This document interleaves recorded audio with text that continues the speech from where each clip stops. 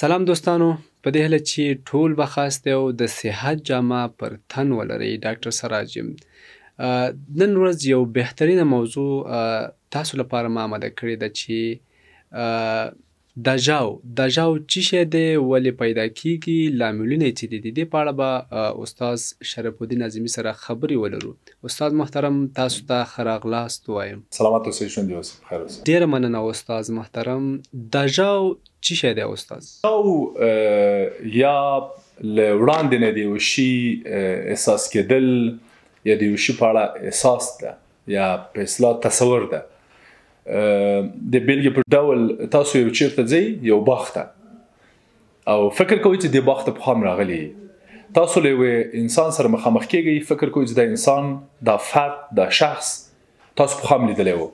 تاسو یو فلم ګورئ، یو په یوټیوب کې یوه صحنه ګورئ، یو فلم ګورئ، یو کلپ ګورئ، فکر کوئ چې دغه کلپ تاسو پخوا هم چیرته لیدلی. یا مثلا په فلم کې یوه صحنه ګورئ، فکر کوئ چې دغسې یو فلم یا دغسې یوه صحنه تاسو پخوا هم چیرته کتلې وه. داسې ویل کېږي چې نږدې 80 تر 80 سلنه خلک په دنیا کې دژاو کوي، یعنی دغسې یو حس ورته پیدا کېږي چې ګویا دوی دغه شخص، دغه صحنه، دغه کیسه، دغه لحظه، دغه لمحه پخوا هم یا د دوی په ژوند کې تیره سوې ده، یا دوی لیدلې ده، او یا ورته نور مسایل. ما تېره اونۍ یو مراجع لاره، او دې مراجع ماته وویلې چې ترور یې داسې فکر کوي چې ځینې شیان حس کوي کله چې ګوري په ژوند کې، داسې فکر کوي چې گویا دا شی، دا صحنه، دا مورد، دا انسان، دا موضوع د دې په ژوند کې پخوا هم تیره سوې ده.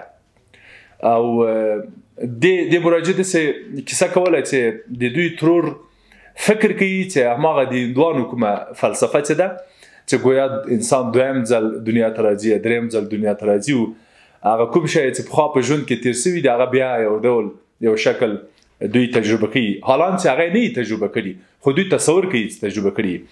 هغه مورد نه ده دژاو.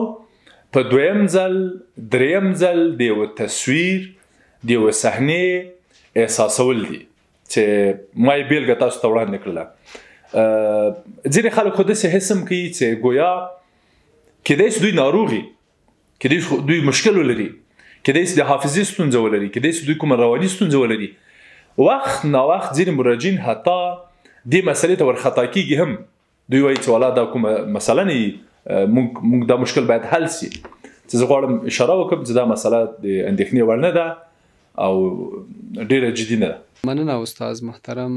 لاملونه یې څه دي؟ په دې اړوند نظریې او تیوریګانې توپیر کوي. تقریبا 15 مورد، 15 مسایل، 15 ډوله تیوریانې او نظریې وړاندې کوي.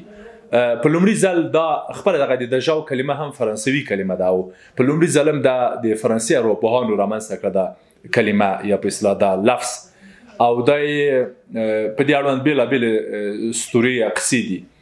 لامل یې ځینې په دې باور دي چې یو ډول موږ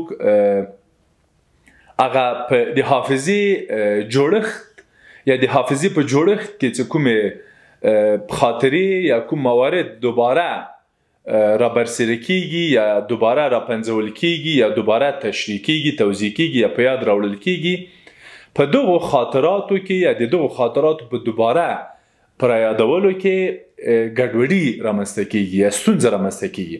ځینې په دې باور دي، ځینې په دې باور دي چې البته دا باور ډېر ضعیفه ده، چې دا ګڼې د الزایمر یا د حافظې د ناروغۍ یوه نښه ده. ځینې په دې باور دي چې دوی هماغه ډول چې ما پخوا درته ویلې، وړاندې مې اشاره درته وکړه، چې دوی ګڼې دوی د یو ډول په یو شکل رواني ستونزه لري، اضطراب لري، یا کومه بله مسله لري چې داسې یو توهمات ورته پیدا شوي دي. په هر صورت دا یوه طبیعي چاره ده، ډېری انسانان یې تجربه کوي او اصلا د اندېښنې وړ نه ده. ډیره زیاته مننه استاد محترم. الله دې تاسو ته اجر درکړي. فقط یو اخره پوښتنه غواړم درڅخه وپوښتم. د دژاو اغیزې څه دي؟ زیانونه یې څه دي؟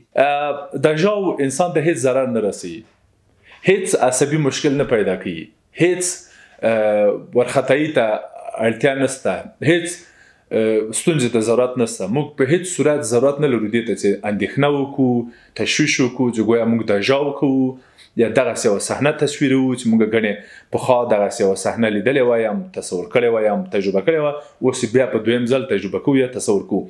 اصلا د اندېښنې وړ نه ده، اصلا د کومې عصبي ستونزې نښه نه ده، اصلا کوم رواني اختلال یا ګډوډي نه ده. اما یو شی باید څرګند سي او روښانه سي چې که دغه دژاو په افراطي شکل او انسان په ټوله کې په تیر کې ژوند کوي، په تیر کې په اصطلاح تیر کې پاتې کیږي، په تیر چسبیږي یا نښلي او آینده او اوسنی او دمګړی مکمل په اصطلاح له ذهنه ځي او پلانونه او برنامې له ذهنه ځي او له ژوند نه بیلیږي یا په اصطلاح فرق ښیي، بیا نو موږ ویلی سو چې دا نو کیدای سي بیا دژاو هم نه وي، دا کیدای سي کومه بله مسله وي، کومه بله ستونزه وي. حتی ماوراله دې چې ضرر نه لري، کله کله دژاو ګټور هم ده، یعنی د یو ډول د نوښت لامل هم ګرځي، د ښادۍ لامل هم ګرځي، د تصور او د تخیل د پخوالي او د تخیل په تخلیق یا خلاقیت بدلولو لامل هم کله کله ګرځي. یعنی ماوراله دې چې اندېښنه نه ده ورته پکار. زما خیال دا ده چې باید موږ په دې اړه فکر وکړو چې دا کیدای سي کومک هم وکړي. ډیره زیاته مننه استاد محترم چې موږ ته وخت راکړو. دوستانو زموږ برنامه په همدې ځای پای ته رسیږي. تر بیا ښې چارې.